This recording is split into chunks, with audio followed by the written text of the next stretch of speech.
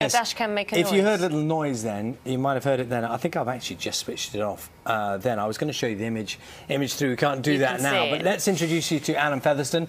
He's the former Assistant Chief Constable for Northamptonshire Police, now promotes the use of dash cams. Naga's going to see if she can switch it on now. I'll try to turn it on. Press the button on the end. There's been a huge increase in the sales of these, and these are attached to people's dashboards, as the name suggests, looking out at what happens in front on the road. They are indeed, and that's for either their own protection if they have an accident, or to catch incidents of dangerous, reckless driving.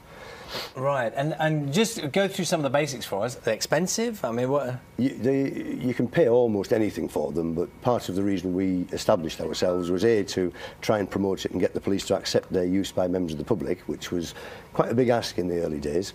They now do that, and we'll be a conduit to any force from that point of view. But primarily, from my point of view as an individual, if I have an accident, as I've had a couple prior to putting a camera in the car, I have no comeback, so I lose my no claims.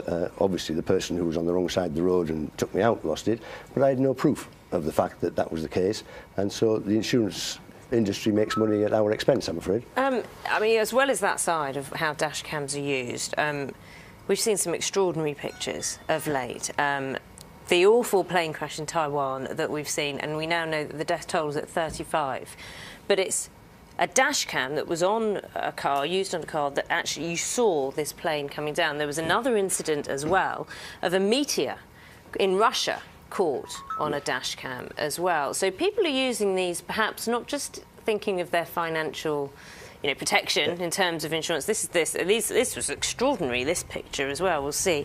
But also it's almost a hobby now, isn't it? It's almost like almost going viral type thing. And amongst cyclists, I think viral is a very good word for it. Amongst cyclists, with the risks to them, particularly in the big cities, then they proportionately use an awful lot more of this type of camera.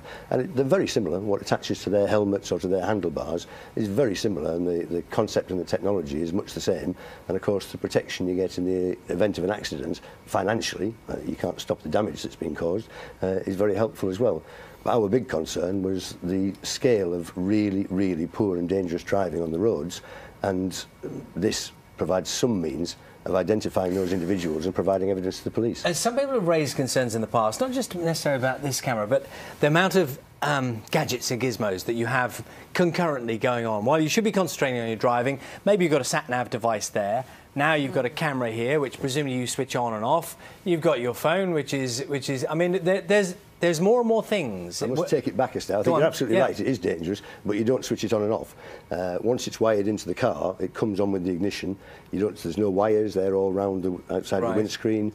The camera is behind the rear-view mirror, from the driver's point of view, so it doesn't restrict his vision at all, or her vision, and you don't touch it. There's no need to touch it to start it, stop it, or anything else. Sorry, the last thing is that you don't even have to press to record the accident, because the G sensor within the camera will recognise there's been an impact, and it'll immediately record the 90 seconds leading up to it and keep on recording. Have insurance companies agreed that if you have this, you could submit it as proof of not bad driving or someone else's bad driving, and actually help your premiums and your claims? It doesn't help your premiums, it helps protect your premium for next year. So they won't reduce a premium for it, but what they will do is even pay for your footage so that they can use it and save themselves sometimes colossal damages, because you can prove that you weren't in the wrong.